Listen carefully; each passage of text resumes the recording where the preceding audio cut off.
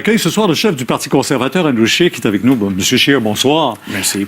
D'abord, vous avez peut-être une réaction sur cette décision du Canada d'expulser des diplomates? Oui, mais on appuie la mesure d'expulser ces diplomates, mais le dernier paragraphe soulève beaucoup de questions. C'est quand notre équipe sécuritaire de gouvernement était au courant que ces gens-là fait une menace contre notre sécurité, sur notre démocratie. Est-ce que c'est seulement après l'incident le Royaume-Uni qu'il a pris cette décision? Pourquoi permettre ces gens-là de la Russie de rester au Canada pour si longtemps? Alors, on parle de sécurité pour le Canada. Est-ce que, comme chef de l'opposition, on vous informe de toutes ces de ce que le gouvernement doit faire? Pas de cette mesure, non. Je suis banni de la Russie. Quand j'étais le président de la Chambre des communes, je suis nommé par M. Poutine. Oui. Je suis banni. Alors, le Parti conservateur a toujours avoir une politique d'être très, très fort contre Poutine et ses efforts de déstabiliser l'Europe d'Est. Alors, on a pris la mesure de solidarité avec nos partenaires, nos alliés. Et vous êtes d'accord avec cette mesure? Oui, nous sommes d'accord, mais nous avons des questions depuis quelle date est-ce que le ministre sait que ces gens-là posent une menace contre notre pays? Est-ce que c'est seulement une expression de solidarité ou est-ce que ces individus... Véritablement des menaces. Véritablement, oui. Et depuis quelle date? Monsieur Scheer, on est à 1 an et demi des prochaines élections déjà, et le dernier sondage qui a été publié ces heures-ci, là, Ipsos Global, montre que le Parti conservateur que vous dirigez est en tête dans les intentions de vote partout au pays, sauf dans les provinces de l'Atlantique et au Québec. Il y a beaucoup de travail à faire. Pendant qu'on regarde ces résultats, justement, 38 pour les conservateurs, 31 pour les libéraux, et même chez les femmes, vous êtes en avance pour la première fois. On a vu les résultats qui sont sensiblement les mêmes, 35, même 5 points d'avance pour les conservateurs sur les libéraux. Mais au Québec, il y a du travail à faire pour vous. C'est évident. C'est évident que j'ai beaucoup de travail à faire au Québec. Et ça, c'est la raison pour laquelle j'ai écrit une lettre ouverte à tous les Québécois et Québécoises pour dire que c'est notre parti qui représente les gens du Québec. C'est notre parti qui sont concentrés sur les enjeux qui touchent la vie de tous les Québécois et Québécoises.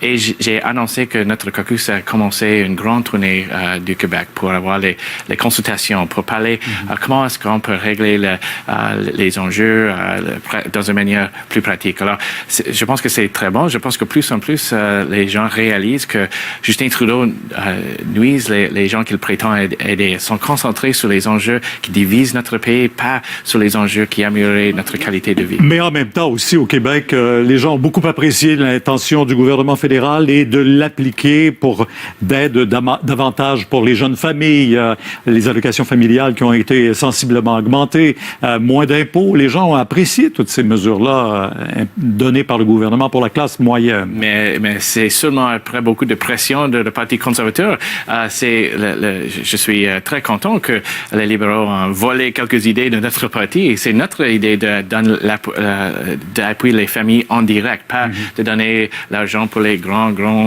programmes sociaux, mais donner l'appui directement aux pères et aux mères, si on peut toujours utiliser cette expression. Oui. Okay. C'est notre parti qui a cette approche. Et c'est notre parti qui a coupé toutes les taxes que le gouvernement a ramassées. C'est le Parti libéral qui emprunte beaucoup d'argent de mes enfants, de mes petits-enfants. Je pense que plus en plus, les familles de Québec, de toutes les provinces, pensent que c'est pas une bonne chose que le gouvernement donne beaucoup plus de dettes à la prochaine génération. Ça vous inquiète, le fardeau de la dette? Absolument, parce que quand les taux d'intérêt augmentent, il coûte tellement plus cher de payer les factures de dette.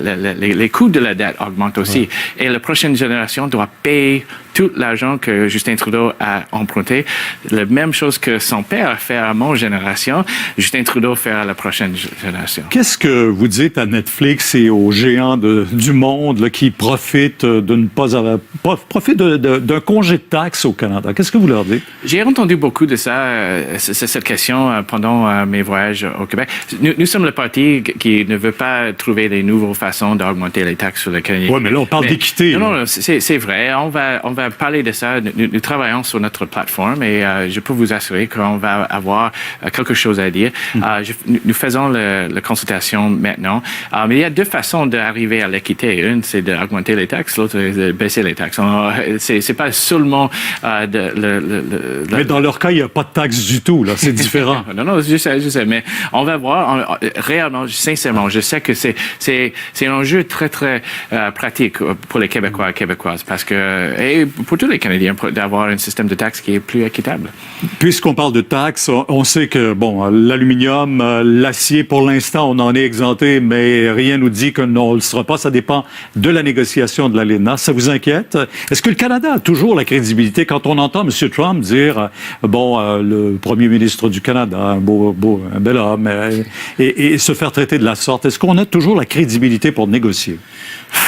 Je peux vous dire que n'importe qui était au pouvoir au Canada, il va être très, très difficile avec l'administration Trump parce qu'il prend une approche pour le commerce international sans philosophie constante. Il y a une approche propre à lui-même, pas d'une philosophie de libre-échange. Et quand on voit Trump dire, OK, il va attaquer secteur par secteur de l'économie, c'est très, très difficile. Mais je pense que pour le Premier ministre Trudeau, d'ajouter les autres enjeux qui ne touchent pas la question des marchés libres, l'accès au marché, il a ajouté beaucoup des enjeux sociaux. Je pense que ça a compliqué les négociations. J'étais à Washington pour montrer un front uni. Nous appuyons les efforts du gouvernement du Canada de protéger nos accès. L'ancien gouvernement conservateur a signé une vingtaine des accords de libre-échange sans toucher notre système de gestion de l'offre pour le secteur laitier. C'est possible. On appuie les efforts du gouvernement libéral de faire la même chose, mais plus en plus, nous voit que c'était tellement difficile.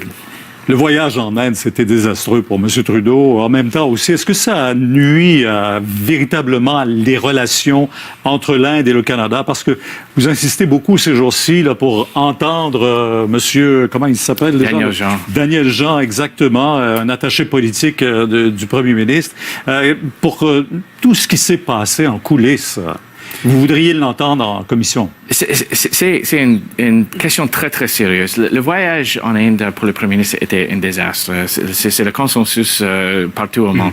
Il a retourné pas seulement avec les mains vides, mais avec une guerre diplomatique avec le gouvernement d'Inde. Un gouvernement d'un pays très, très important pour le Canada, pour notre économie, pour notre sécurité, nos intérêts internationaux. M. Trudeau a dit deux choses. Sur un côté, il dit que c'est une erreur honnête, que c'est une seule députée qui a fait une erreur et que cette députée a pris la responsabilité. Sur l'autre côté, il a impliqué le gouvernement d'Inde d'avoir une théorie de complet, d'avoir les agents dans notre gouvernement. Il a accusé les accusations très, très sérieuses. Les deux ne peuvent pas être vraies à la même temps. Alors, nous avons demandé à le Premier ministre de dire la vérité, d'avoir un briefing pour les députés, pour le Parlement, pour ouvrir pour donner la lumière sur ce sujet. Je veux juste revenir en terminant sur la relation avec le Québec. Vous dites que vous reconnaissez qu'il y a beaucoup de chemin à faire. Est-ce que M. Couillard, son gouvernement, qui insiste pour que le Québec soit finalement reconnu dans la Constitution canadienne, est-ce que vous avez l'intention, si vous êtes élu, d'ouvrir ce dossier-là de la Constitution? Je pense que c'est normal pour un Premier ministre du Québec de chercher les façons de régler cette situation. Je peux vous dire que pendant tous mes voyages, partout au Québec, je n'entends pas une grande demande de réouvrir la Constitution. J'ai promis à les Québécois et Québécoises de trouver les solutions pratiques qu'on peut régler les situations. C'est le Parti conservateur qui a reconnu le Québec comme une nation dans un Canada uni. Nous avons réglé la déséquilibrité fiscale.